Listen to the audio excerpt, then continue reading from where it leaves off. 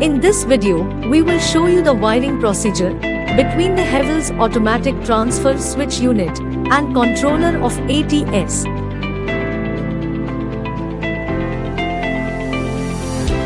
First, let us see what all you will get in the ATS box.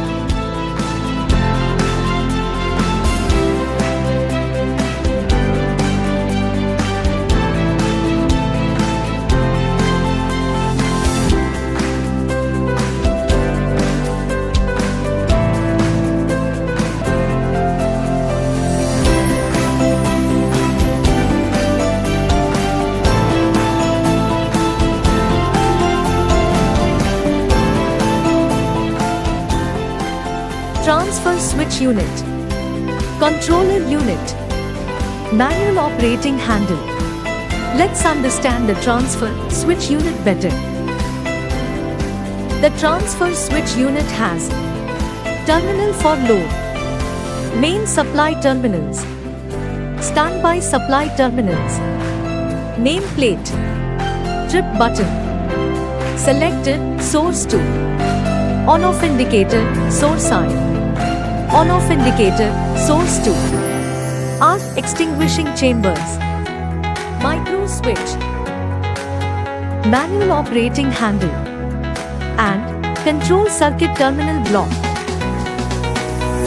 ATS should always be installed upright on a vertical plane so that the nameplate and other labels or markings on the front are visible and legible upright when viewed from the front. Now, let's understand the connector description with terminal numbers at the controller.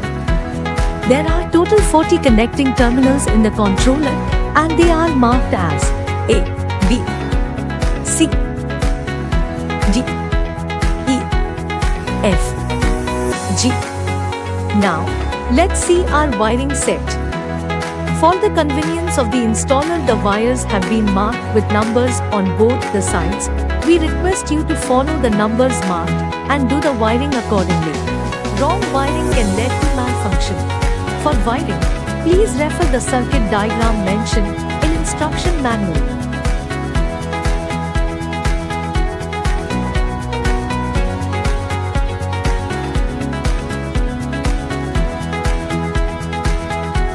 Make sure proper tightening of screws.